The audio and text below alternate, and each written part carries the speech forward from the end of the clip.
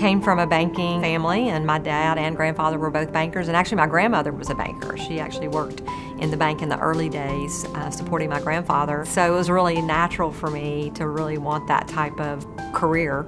I had worked for my dad only one summer. He had me start in the bookkeeping department, and that was back in the day where you filed checks. And so I really started learning the bank from the ground up, working that summer. You know, banking is a great profession, and after being in the business so long, I really find every day is a new challenge. You have to find a better way to do what you did the day before. Trying to make yourself perfect, I think we talk about that a lot, especially in the women's world, because a lot of times you have that thought with, I should be home with the child, and so you carry that guilt. And so to me, to expect you to be perfect at everything is where I think that we make a mistake, because you're not going to be perfect. If you do the very best you can at whatever you're doing, I feel like that's just extremely important. It's not always easy, but I think it can be done. To me, it's just loving what you do. And I've never really felt like, you know, I dreaded going to work, because every day I'm going to make my own destiny on making a difference. I'm not waiting for someone to tell me what to do. I'm not waiting for someone to think of a project. I'm going to drive that decision. I think everybody has to do it their own way, but I've just been very, very, very fortunate. Growing up in a family whose parents didn't go to college was somewhat inspirational, because you saw your parents work really hard to make sure that their kids had the opportunities that they didn't have. And so I just remember growing up and wanting to be the best I could be. Certainly my parents were my mentors, because I watched them work so hard for us. As leaders, it's important for us to empower our employees. You know, being able to watch them achieve a goal and then celebrate it with them is really incredibly rewarding. And, you know, it's just rewarding to know people who you worked for in the past still think about you and call upon you to, you know, do certain initiatives or, you know, participate in certain projects. It inspires me to be the best that I can be, because if somebody puts their reputation on the table for you, you want to make sure that you don't embarrass them or disappoint them. If I had to go back and tell my younger self some things, you know, I would tell myself life is full of surprises, so we've got to buckle up and enjoy the ride. Failing is winning. You know, all our failures certainly, you know, leave a path for our future successes. Don't, you know, give up on your hobbies or your talents. Don't lose your identity. And so many times I overextended myself, and what I realized is that balance includes self-care, so that your body, mind, and soul are being refreshed on a daily basis.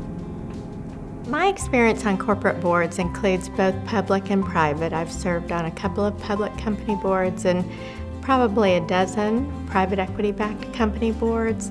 In each instance, I think I've been the only female on the board, but I think a key to success as a female on an all-male board is to walk in with confidence and to have really well-based factual knowledge of what you're talking about. I think the key is in your own outlook. I do think we have to work harder sometimes, though. Being good enough is not good enough for us. It's incumbent upon those of us that have gotten through our career to continue to promote women that are coming up through the ranks.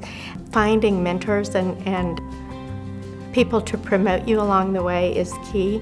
And I think those of us that have gotten further in our career need to be cognizant of that, make sure we're doing that for others. I never have regretted a job I've taken, because I've never taken one for money. I've always taken it because it was something that furthered what I was trying to do, or something I wanted to learn. Continue to set stretch goals, have help in achieving them, and find, you know, something that you're passionate about. I think if you're passionate about it, it won't be a job, it'll be part of your life.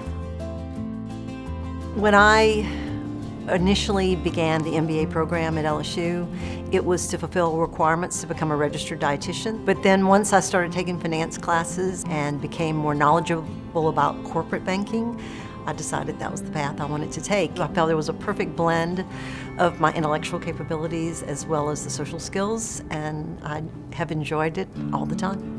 As a woman who's been in energy finance for quite a period of time, if you don't have a real passion for what you're doing, do something else. Because if you're passionate about it, your career will withstand anything. My mother raised 6 kids by herself, and so she worked. And so I never had the role model of the stay-at-home mom. I had taken a pause after my first child was born, and reading an article in the Houston Chronicle about Sheila Michael Brown. The article described what her mornings looked like getting off to work.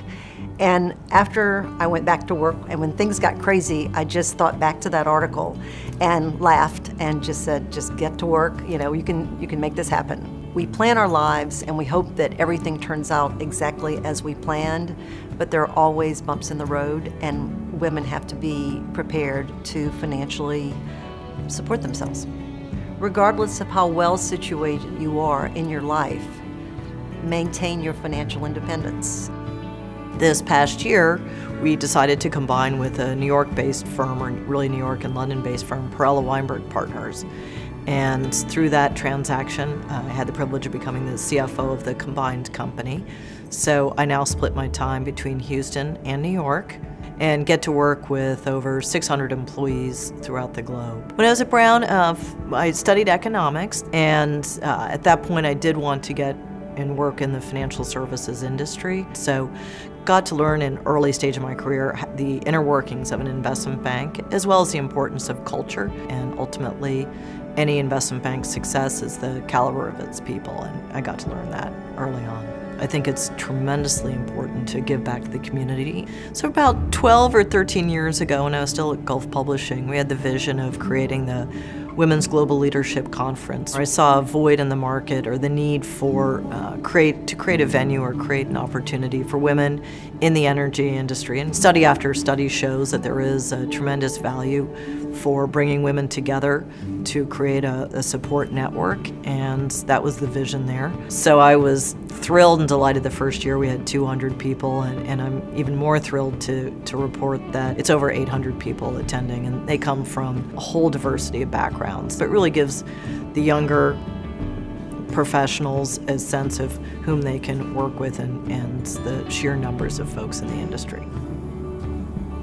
I think there are cracks in the glass ceiling, but there's still more work to be done to retain women as they get into more senior leadership roles. To pave the way for the next generation of women in banking, I spend a lot of time mentoring, encouraging other women to reach for new opportunities and not to wait for those to just come to them. Starting a career today is very different than when I did, and most women will have multiple careers over the course of their lifetime in business. I would say find a job that you really like, and more than anything, working with people who you respect and enjoy being around. On my very best day, when I come home and think, wow, that was a great day, it's because I met with a client and was able to come up with a new solution or solve a problem for them. And if I can come up with a solution that helps them grow their business and be more financially successful, I feel like I've made a real contribution and developed that partnership that really is important in banking. Having a financial background for any type of business activity is always a great asset to have. I would say to young women in particular, don't sell yourself short, believe in yourself, and take risks. Taking that stretch assignment, doing something that pushes you out of your comfort zone. Think about how you can position yourself best to make that leap and continue to move forward in your careers. The best advice I tell people is find a career, not a job, because a job will pay the bills, but you'll grow tired of it very quickly. Really learn your craft, really understand your industry, because that is really what's going to drive your career more than anything else. You know, it's kind of interesting being in such a male-dominated industry, both banking and oil and gas, but I will tell you that it's probably the best industry you can be involved in. My parents were migrant farm workers. Neither one had a formal education. My mother did not read or write. I have two older sisters, and they probably got as far as middle school and then had to join my parents to work in the fields.